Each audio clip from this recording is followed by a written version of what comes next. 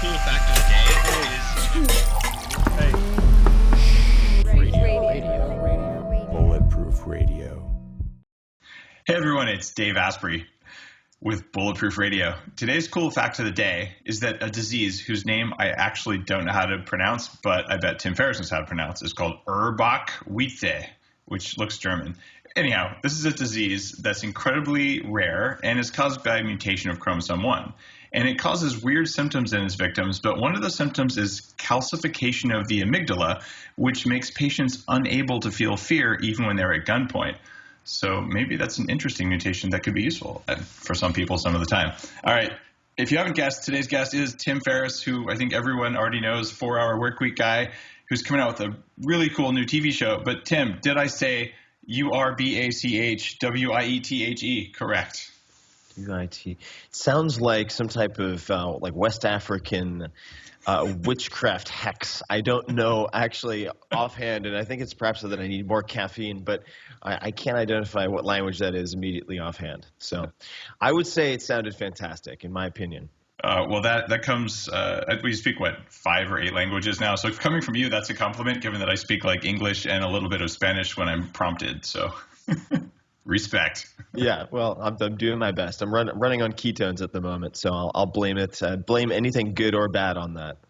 It's always nice to have a scapegoat. I've never used a ketone as a scapegoat, but I'm absolutely going to borrow that from now on. No, definitely. Now, Tim, one of the reasons I wanted to have you on is that you are making a new TV show, and it's probably one of the most, at least it sounds like, I haven't seen it, but it sounds like one of the most worthwhile TV shows that I can think of.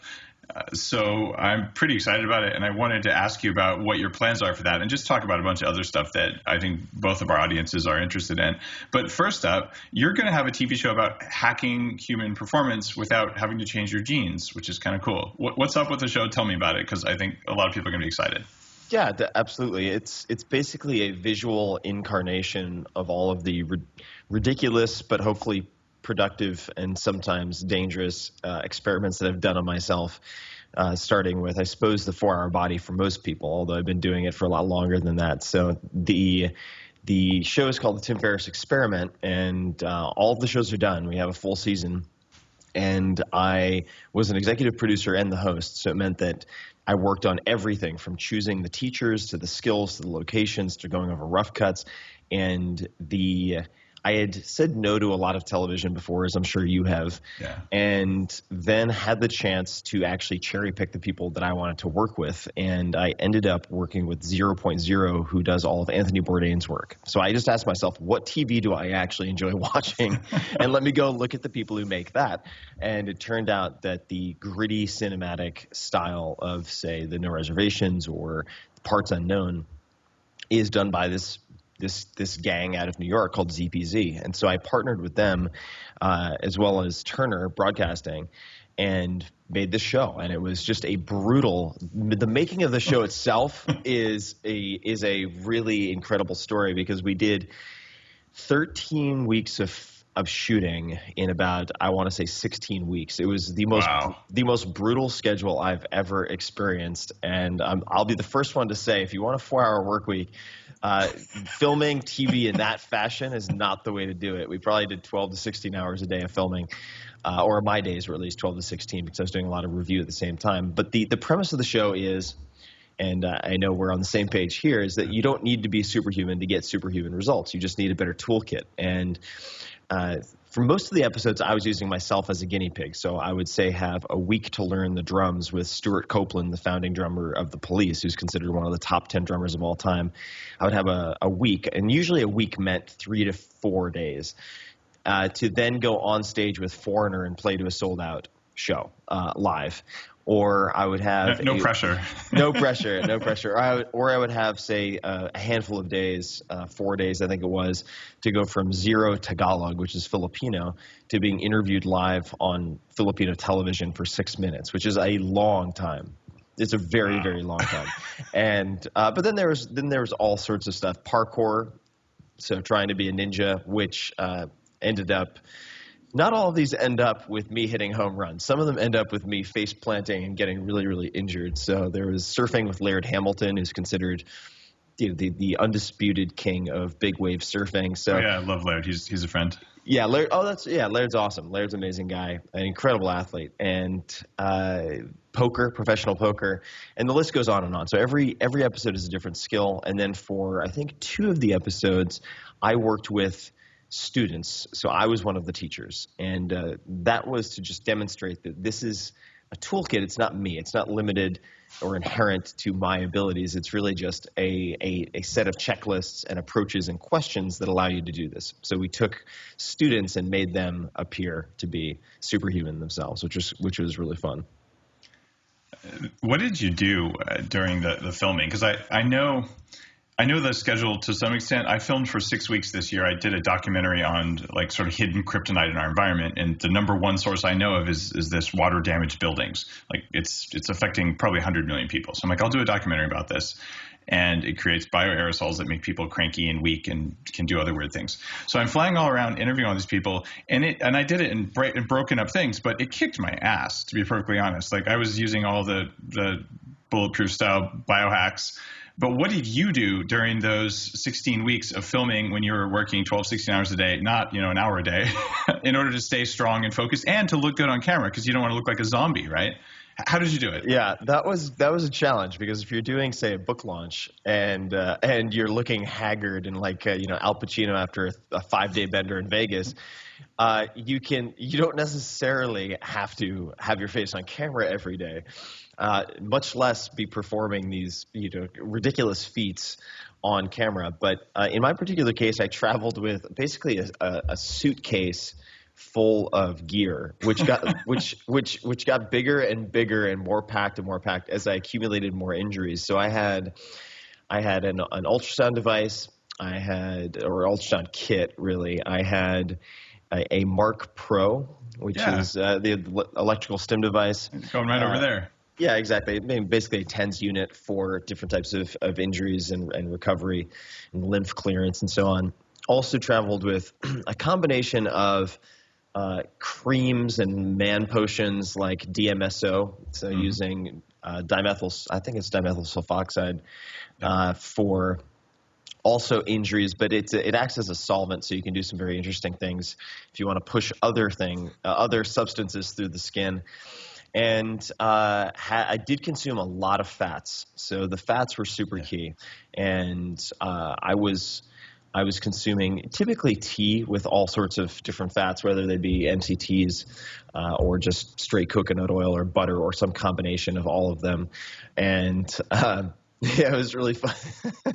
I mean, you've experienced this for a lot longer than I have, but when people watch you make something like that, especially when I'm doing kind of, I'm not going to call it a hack job, but it's a rushed hotel job of doing this. And I did have a bullet blender, just the tiny little travel size blenders, but I was oftentimes in charge of handling so many other things. I just like, screw it, and I just drop 3 or 4 dollops of stuff in my coffee, or not my coffee, but in this case my tea usually, and people would be like, what is floating in your coffee? That looks terrible.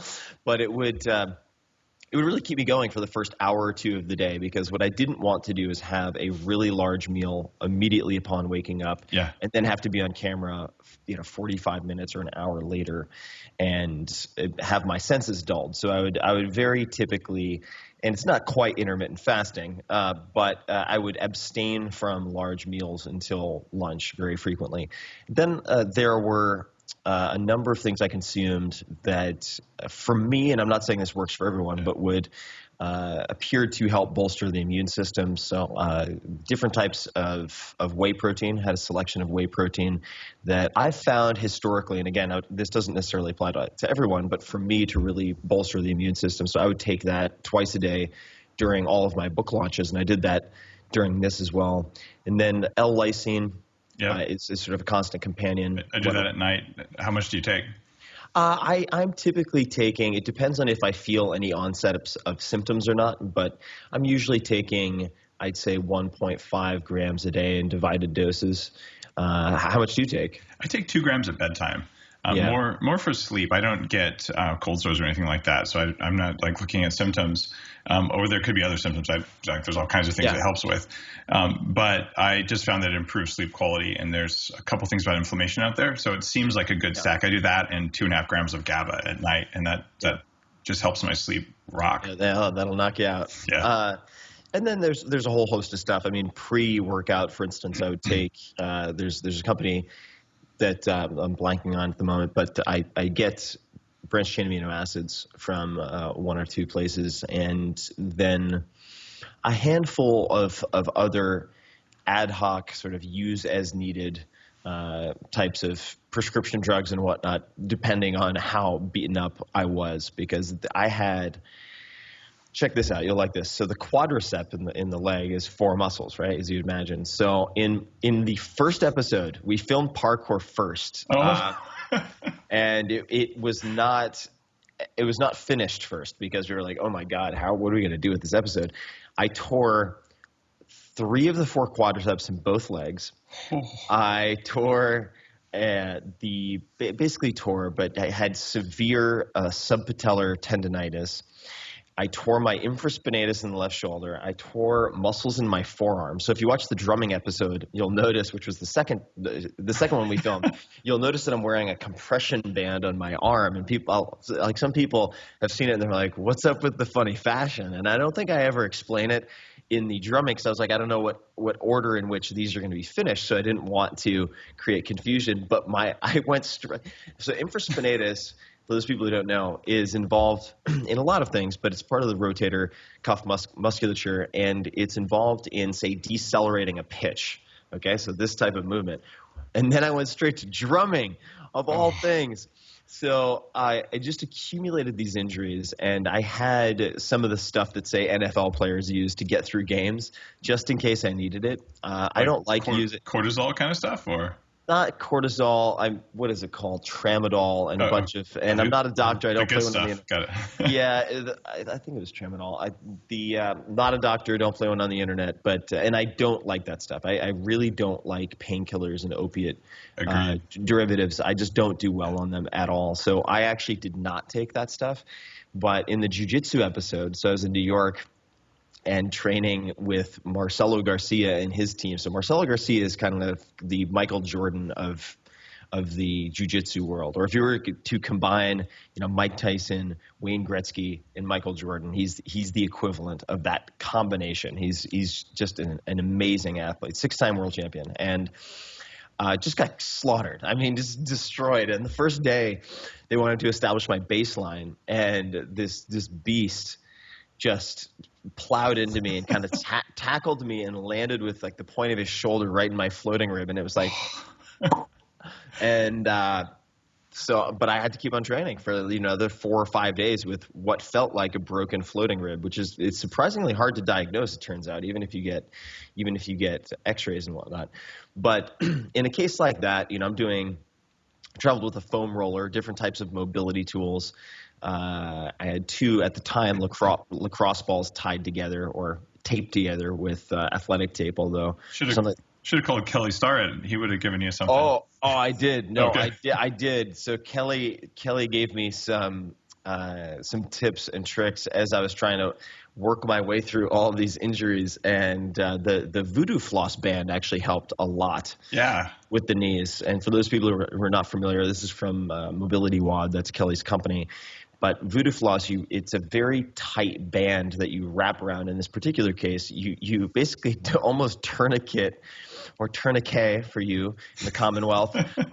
You tourniquet your leg from, say, 6 inches above the knee or 8 inches above the knee to an equivalent below the knee, and then you do deep knee bends or something like that, and it's excruciating. It doesn't feel good, but that alleviated my knee and joint capsule pain in the leg more than just about anything else. And then ice baths and all the other crap that I do. But it was a lot. I had to throw everything in the kitchen sink at this schedule, because what I realized, and I'm sure you've probably looked into this and realized the same thing, that I filmed nonfiction television. And I say nonfiction because reality television, with quotation marks, it's not real at all. And And those guys film for like a day and they're done with an episode. We were filming, I kid you not, cameras on for probably 12 plus hours a day for 5 to 6 hours, which gets cut down to 21, 22 minutes. It's a ton of work for everyone, including, as you can imagine, the editors and so on. So people just don't film that way. They just do not. And if you're wondering for proof of that, look at any reality TV show that involves a family or a house. And people are always having discussions or debates in the kitchen, standing up. And there's always someone like mixing something random. It's total crap. It's just made up. The whole thing is staged. So to do real nonfiction TV is hard, is really hard. And if man, I'm not sure I have it in me, in my body to do it quite this way again. But putting the stuff on in the visual medium, though, I think is just so fascinating, and it affects people in a different way than, say, pure audio or certainly the printed page and text. And I think it'll be a great gateway drug for people who are looking for additional accelerated learning tools, but who are also intimidated, not prone, or too busy to sit down with a really thick tome of a book to try to, to try to pull their way through that. So we'll see. But so far, so good. It looks like you'll be successful. I mean, you've got really cool things, tactical gunfighting, high-stakes poker. You've done a good job of picking things that have large niche audiences, and I'm sure that was entirely accidental. Yeah. But I was going to say, it kind of looks like you've read Emergency by Neil Strauss, but you actually met with Neil Strauss, who I'm a fan of that book in particular. Like I've done the Urban Escape and Evasion class he talks about in there just because it's really cool. So, I mean, how did you pick all these topics? I basically went down through my mental bucket list and just said, all right, if this TV show, whether this TV show succeeds or fails, how can I check a bunch of things off of my personal bucket list that I'll be excited about? Because if I'm not excited about it, and I'm sure you've experienced this as well, if you try to feign excitement about something that you're writing about or talking about, it doesn't work. Or at least for me, it doesn't work. I'm not an actor. So I wanted to make the show infectiously exciting for people. And the only way to do that is for me to be really excited. Or if I want to make people nervous, the easiest way to do that is to do something that'll make me really nervous. So for instance, with Neil Strauss, oh my God. So people ask me, what was the scariest thing you did? Was it the running around with tactical gunfighting with, real shotguns and AR-15s and handguns and swapping between them and racing for time? Or was it surfing with Laird? Or was it fill in the blank, physically punishing thing? And I'm like, no, the scariest thing I did and the most nerve-wracking thing I did probably was going to the Ferry Building in San Francisco with Neil Strauss, who also wrote The Game, for those people who don't know. And having him force me to do cold approaches on women. And I am so bad. Oh, God. So bad. So if you really want to see something hilarious, the dating episode, sort of the dating game where I look at, trying to hack online dating, and I actually bring in a very well-known computer hacker to find out what he does, and then a matchmaker, and then Neil with the cold approaches on the street, and that was brutal. That was really brutal to my ego more than my body. But oh Lord, am I bad at that stuff? So you get to see me make an ass of myself quite a fair amount in this show as well. This is going to be worth watching, I'm sure, but I don't watch a lot of TV. I tend to watch everything back to back, on Netflix or something. But how are you releasing yours? Yeah, it's this perfect segue because I'm also a binge watcher. I will wait for shows to finish, and then I'll be like, look, I don't want to do the appointment viewing. I just want to sit down and really get into it and watch. Either, the way I watched Game of Thrones was the entire season 1 or 2 a night, and I'll just smash through it, and I actually enjoy it more that way. This show you'll be able to do the same thing, and you can do the same thing. So by the time people are hearing this or watching it, all 13 episodes will be up on iTunes. iTunes, cool. And I may put them somewhere else later, but for the time being, all 13 episodes are going to be on iTunes simultaneously, and so people can just just smash through as many as they want whenever they want. So it'll be 13 episodes, and I think if you buy all 13, you get like 40 or 50% off for the season pass, something like that. But I actually encourage people to watch them in groups because each one basically gives you a handful of techniques, and the portfolio, like the entire toolkit, is represented by the season. So when you watch a couple of them in a row, you're like, oh, I see what's happening there. Oh, Tim always does that. Okay, I see this very, very common thing that happens to Tim where he has like a nervous breakdown on the night of day 2. And which basically happened in drumming. That was, oh my God. It's giving me like PTSD just thinking about this stuff.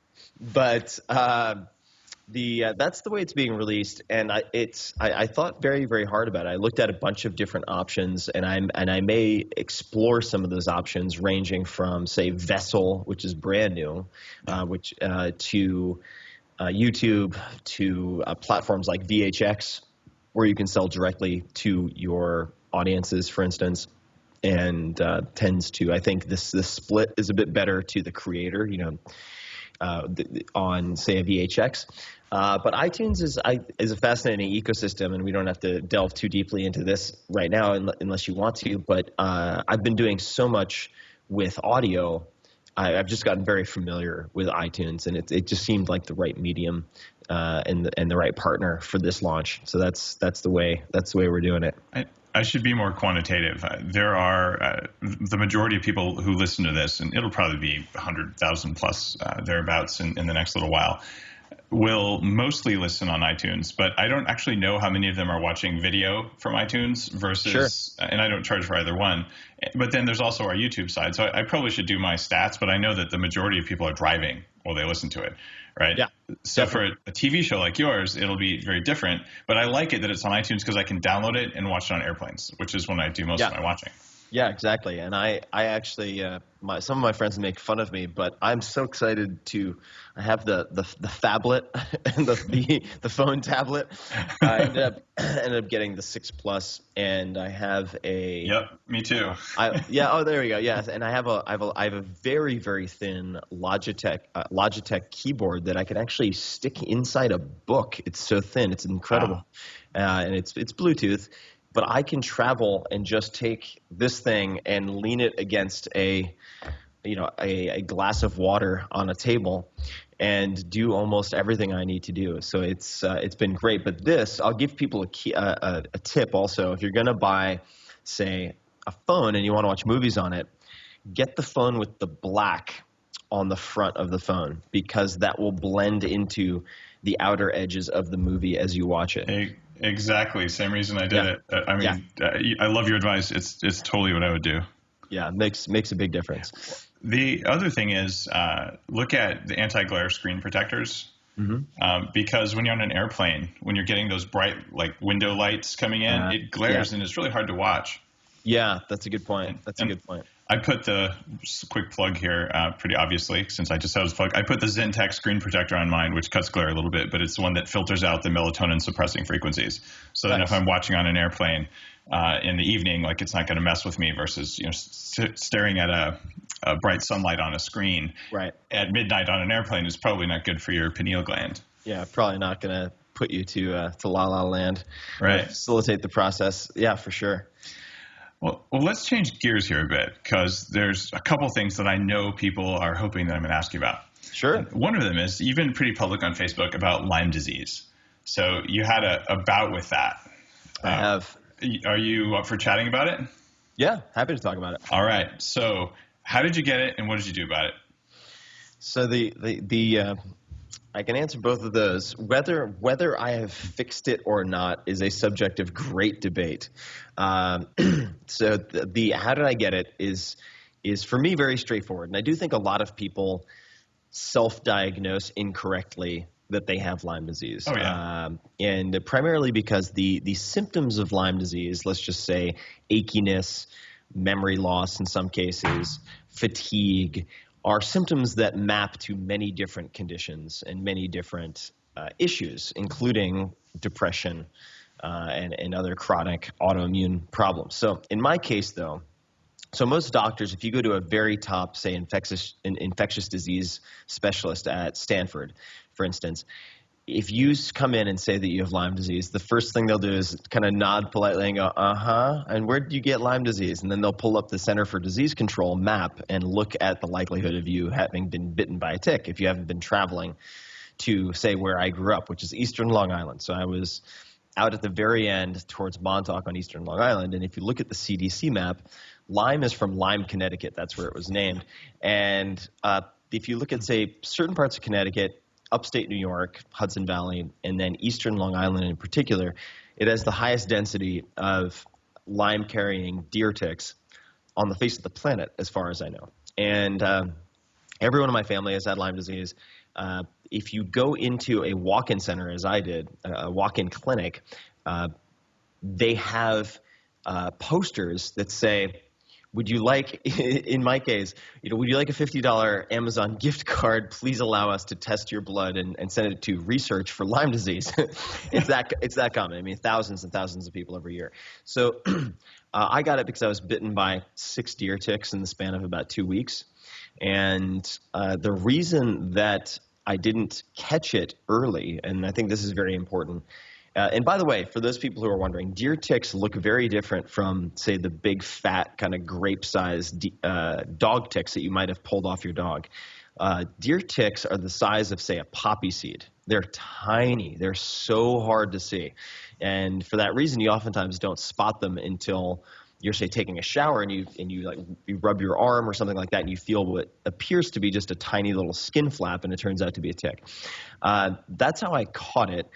And I did not exhibit the telltale bullseye rash. So a lot of people look for the bullseye rash, and it turns out, I found out later, that something like, say, 20% of the people who contract Lyme they're asymptomatic topically.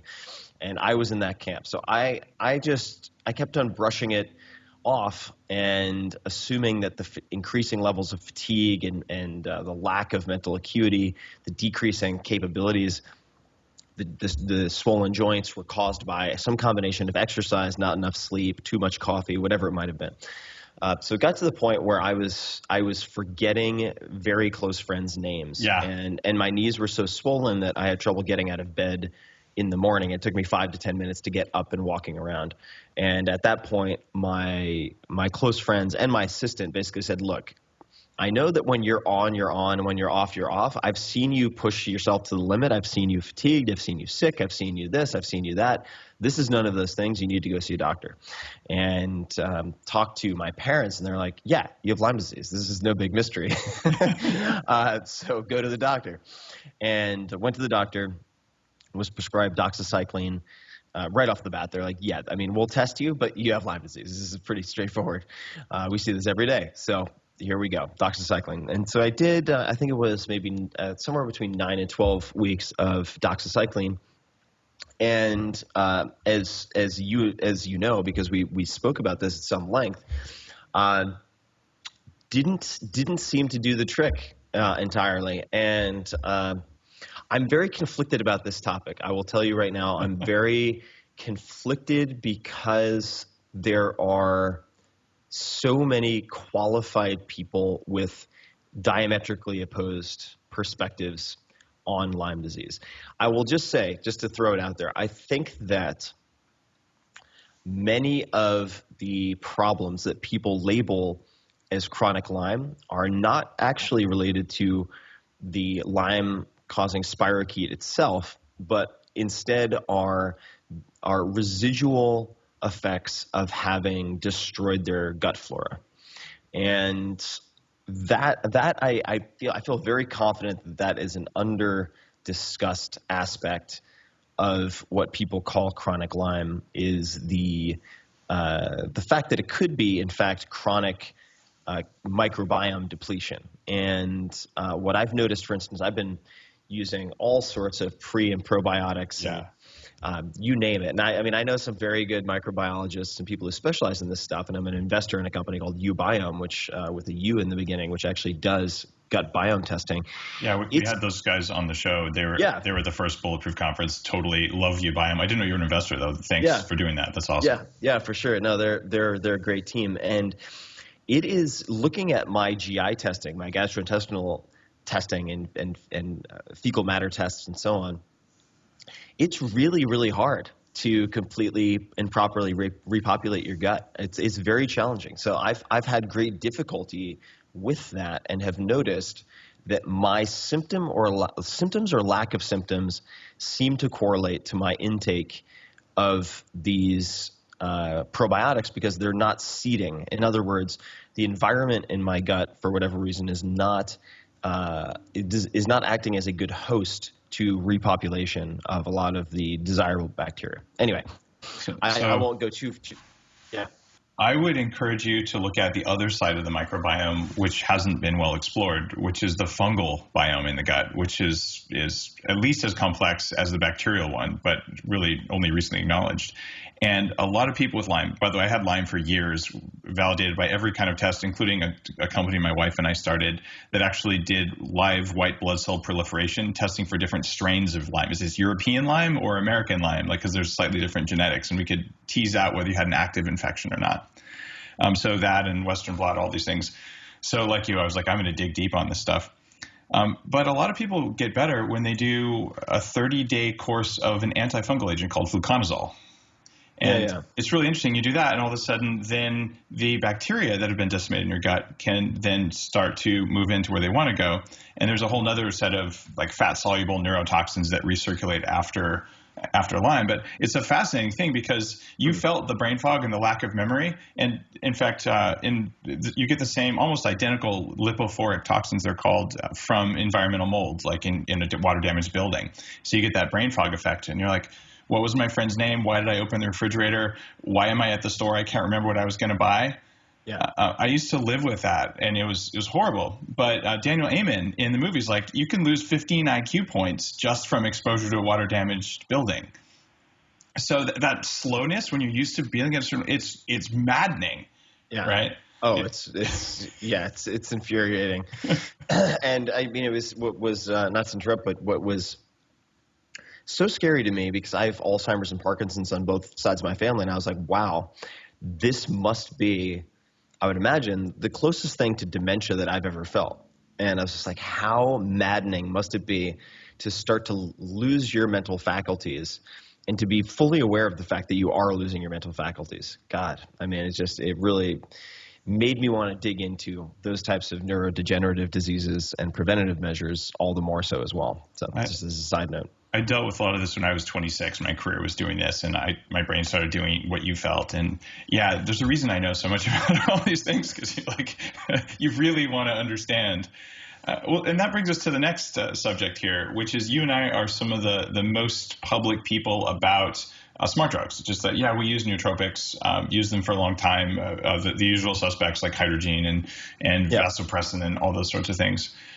What are the latest things that you've been experimenting with or not experimenting with smart drugs? Like, yeah, smart drugs. So, I'm not going to say reformed, but I will say I have been trying to improve my mental and physical performance through as many whole foods as possible, and trying to minimize some of the smart drug use, which is of course always there. It's waiting in the wings. It's always available, and I know what they can do. So it's a very tempting collection of tools. I would say I haven't really. Have I been? Let me think about this. Have I been pushing the envelope with anything in particular? So let me take a step back and just say to folks that I would view as a smart drug anything that you ingest, apply topically, or inject that improves your cognitive performance. So anything that improves your cognitive performance.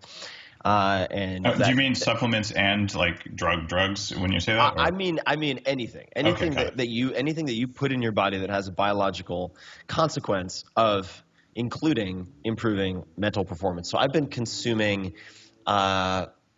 sodium and calcium beta hydroxybutyrate. So synthetic ketones. It's the first thing that happens after you take brain octane. It turns into BHB, right? Yeah. So I've been consuming a supplemental form of ketones. I mean, directly, and it tastes kind of like limeade. But I've been playing with that, and certainly been playing with different oils. I would say right now, because I am in ketosis, that's where my energy is focused. I've been very fascinated by looking at the different approaches to increasing circulating ketones. And there are many different ways to do that, obviously. There are dietary ways to do that. There are supplemental ways to do that. You can do it with exercise. You can do it with fasting. You can do it with a combination of all of those things. And as far as the pills and potions go, I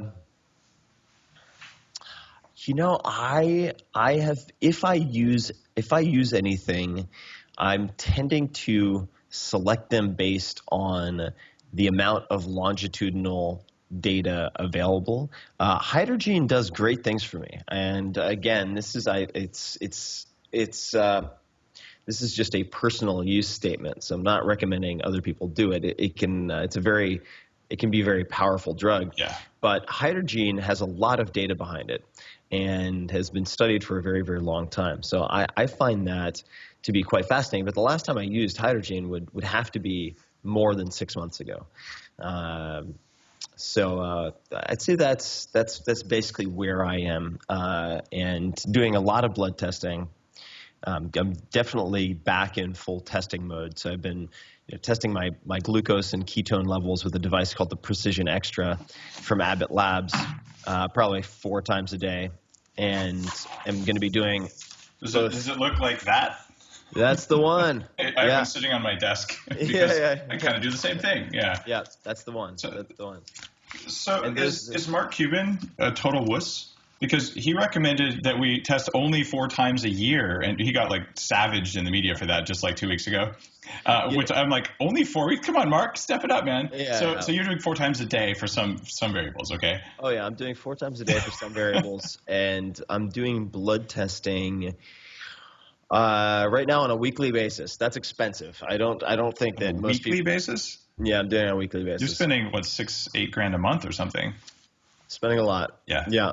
Spending a lot of money, but I'm doing it hopefully so that other people don't have to replicate that type of silliness. I'll spend that money because I'm trying to compare not only different variables, but different labs.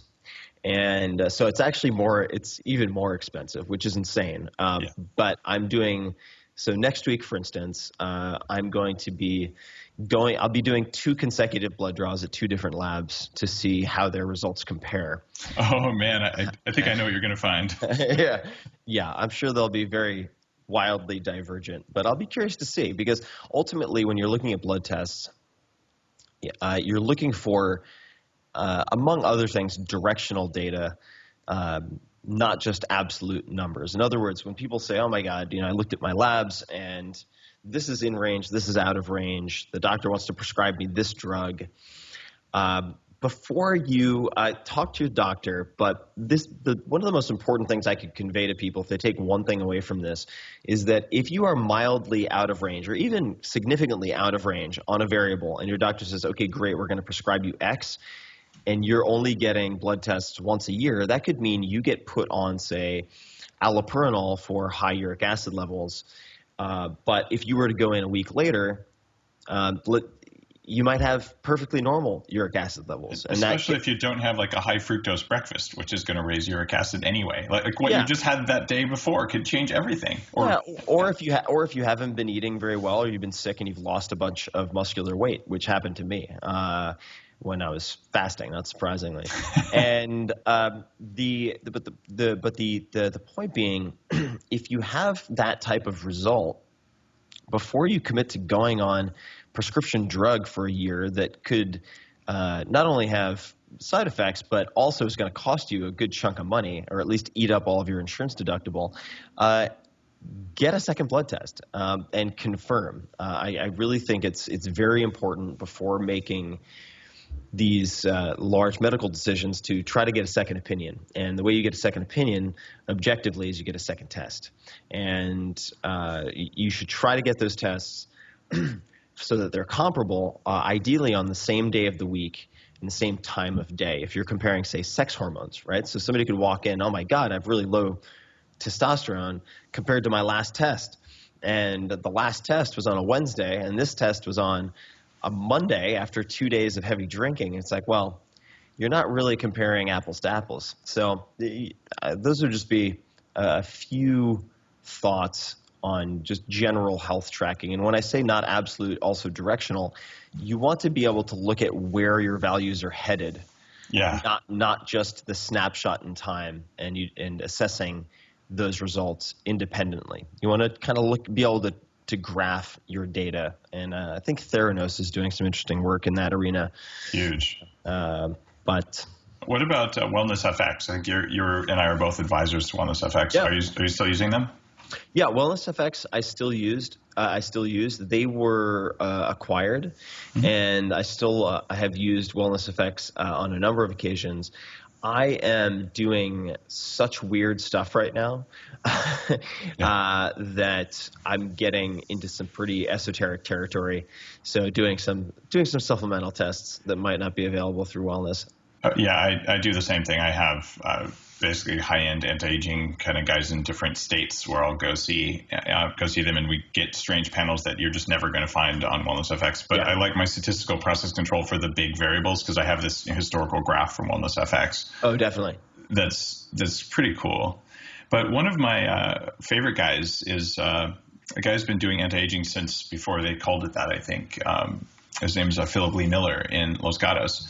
And one of the things I like about him is that he thinks the same way you do about, well, are these labs different? And he's so picky that when you get stuff tested, he'll actually tell you, okay, you have to get your blood drawn at one of these locations, but it has to go to this facility because the lab techs from this lab company who do it, here in California, they know what they're doing. But the ones in Chicago, they'll give you different results for the same data. So even from the same company, there's inter-lab variability, and it could be like 20% or something.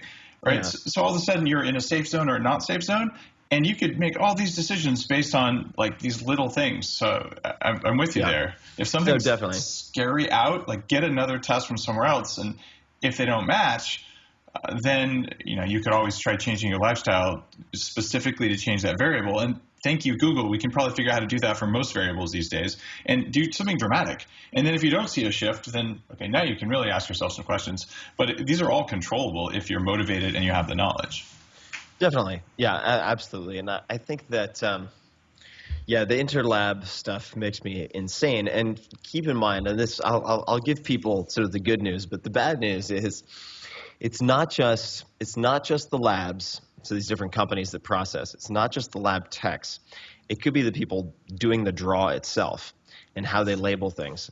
So there are a lot of pieces to this puzzle, but I really, in the last, surprisingly, perhaps people might think this is surprising because Lyme has been so challenging for me, and I'm not convinced it was all Lyme, but that was the primary diagnosis.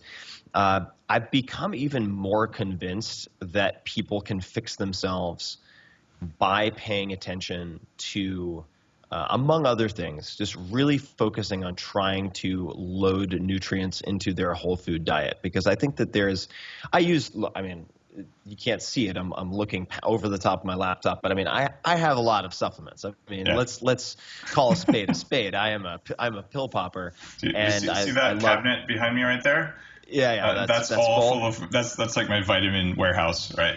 Yeah. So it's like I'm a walking pharmacy on some level, but I really feel like there's a tendency sometimes for people to use supplements as primary sources of nutrition, and supplements are supplements. That's why they're labeled as such. And I just feel like if people were to take more responsibility for consuming, say, just trying to consume a spectrum of colors in their diet, I think is a very easy way to go about this. Try to consume a wide spectrum of colors in your diet.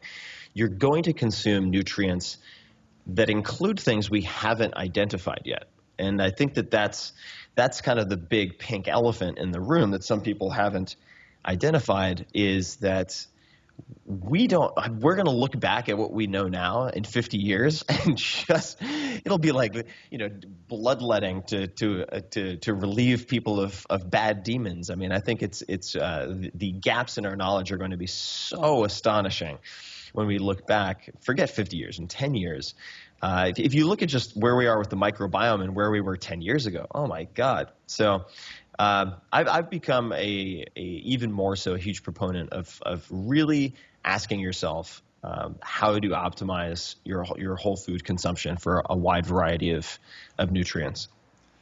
It's funny, something kind of simple like a cyanidin, the dark coloring in purple berries like blueberries or cabbage or something.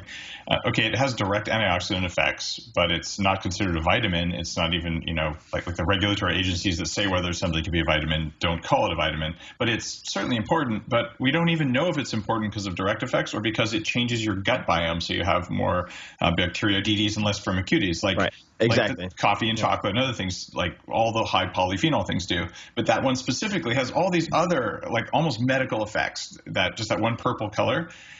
Like, at what point is something a vitamin versus, well, it's really useful at all sorts of things in your body. And like everything in food that's not bad for you is probably a vitamin, other than like the basic calorie unit that you're going to burn for fuel. Everything else in there is either useful or not useful. If it's not useful, I try to minimize it. If it's useful, you take more, right? Yeah. It's I think that the nutrition world, and certainly a lot of folks that I've bumped into in the last year of trying to fix Lyme, they think they know more than they know as it relates to the totality of the nutritional profiles of different foods, just like you said. So what Nassim Taleb would call sort of epistemological arrogance, right? I mean, it's just like, you hold up a piece of spinach, or you hold up a piece of steak, and it's like, all right, what is in this? What is in this? And you might have someone who looks at it and they're like, well, you've got some creatine in the steak, you've got some this, you've got some that, you've got some B this, some B that, you have protein, you have roughly this macronutrient split, and it's like, is that all that's in here? What else do we have? Do we have any conjugate CLA? Do we have any blah blah blah? And it's like, who knows at the end of the day? The answer is we don't know. And I think it's very exciting to me. I'm really, like you mentioned, the sort of fungal microbiome. I'm really excited about what we're going to be able to do when we have very large data sets of full genomes. And that's coming very, very, very soon. Are you signed up for HLI with Craig Venter? I'm going to do HLI for sure. I'm signed up already. I can't wait to get myself sequenced. It's going to be amazing. Yeah. I did that through Peter Diamandis. He's a member of his group there, and they had a special deal. I'm like, how could I not do that? So my wife and I are both getting our full genome sequenced as soon as we can. Yeah, it's they're going to do amazing things. You said something about the steak and the spinach kind of thing, and the part of me that goes like, as a systems thinker, like, okay, the only, like, before you answer what's in either one of those things, you have to say, what soil was it grown in? Yeah, because definitely. That is not high iron spinach unless the soil was high in iron, because spinach can't magically turn a non-iron element into iron because it went iron. So, and that meat, if you don't know what it ate and what soil that grew in, you don't know what's in the meat. So it all comes down to soil, and that's one of the reasons I'm on a 32-acre soon-to-be organic farm. Like, we turned a gravel pit into a grassland that we're using to, well, either grow berries or feed horses, or actually to feed cattle that we're going to then eat. But like that whole sort of thing there, it's like you've got to get the soil right. And once that starts, part of my goal in all the work that I do is to just create demand for stuff that comes from healthy soil. So then we'll start making it instead of spraying what's an antibiotic on soil. Roundup's an antibiotic. Like, it affects bacteria in a negative way. So like the whole system of everything that feeds us is getting jacked up because our microbiome in our gut is directly tied to the one in the soil, and that's been broken. And that kind of stuff just kind of pisses me off, to be honest. Yeah, here. I agree. I mean, if you don't know what you ate, then you don't know what you're putting in your mouth, and that's why it's you. I'm very fortunate to live in the Bay Area, so I have access to, say, very very well raised cattle and other animals. If I want to consume animal protein. But I might get lectured by someone who's eating salmon that came from some horrible, and not all the farms are horrible, but it could come from some horrible farming condition where it's being fed, God knows what, Fruity Pebbles, and I'll get a sanctimonious lecture because I'm eating something from, say, Marin Sun Farms, which produces amazing meat, and I'm like, well, not so fast. It's not quite as simple as you think, because your salmon was eating Fruity Pebbles, and my cow was eating grass and Marin. So, I'll take the cow. So it's a multivariable problem for sure. Multivariate. It is, and it's one. I'm opening the Bulletproof Coffee Shop in Santa Monica, probably within days of when your TV show goes on the air. I think May 27th Awesome. is your date. April 27th. But sorry. Probably, April. I got the month wrong, but the day, April 27th, right? Yeah, end of April is when we're planning to open. So awesome. Well, I will be spending more time in LA, so I'll probably be spending more time with Arnie also after interviewing him on the Arnold Schwarzenegger on the podcast. So I will try to have some coffee, and then I'll go upstairs and see if I can convince people to let me hold the Conan the Barbarian sword. That makes great sense. I love that episode, by the way, with Arnold. That was hilarious. Yeah, he's an amazing character. Well, let's see here. There's a question that you've already answered on the show about top 3 recommendations for people who want to perform better. But since you've already answered it, I'm going to modify. I think for the first time in the show's history, 200 plus episodes, I'm going to ask you, what are your top 3 recommendations for learning a new skill? That's a good one. Top recommendations for learning a new skill. Number 1 would be look for performers who are good who shouldn't be good. In other words, ask yourself, what does a top performer say in swimming look like, or in ultra endurance running? What do they look like? They look like a spider in ultra endurance. So can you find, and you can ask people, you can Google this also, can you find a 300-pound ultra endurance runner, or can you find a 250-pound ultra endurance runner who's beefy and not spindly? That will allow you to separate trait-dependent performance from skill-dependent performance. So you want to find someone who's overcoming traits that are bad for their skill by using better training. And you can find this, right? If you wanted to find, say, a chef who has tongue cancer, you could find a drummer who only has one arm. Right? These people all exist.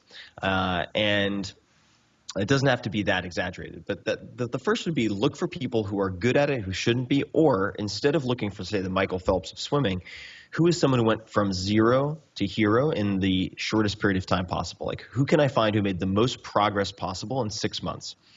And in swimming, that would turn out to be a Japanese guy named Shinji Takeuchi.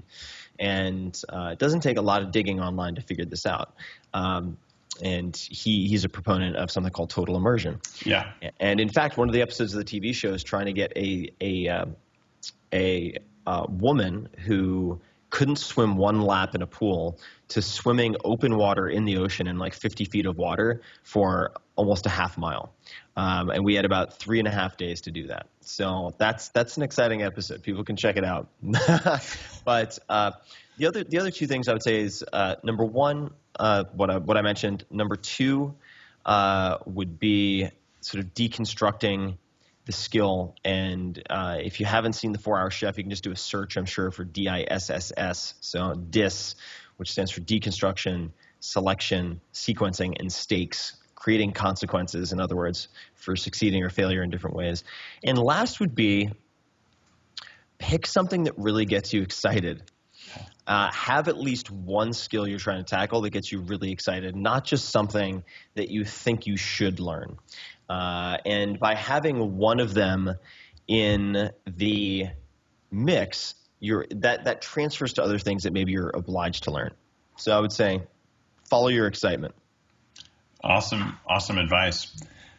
All right, Tim, I don't know if you need to drop the URL that you use because everyone who listens to this already knows it, but if you want to, you can. Or maybe just tell people the name of your show on iTunes again so we can put it in the show notes and everyone who's driving can pull over and type it because we all pull over when we're waiting. Yeah, for sure. It's on iTunes. It's just the Tim Ferris Experiment. You might be able to find it on iTunes at just itunes.com/Tim Ferris with 2 R's and 2 S's.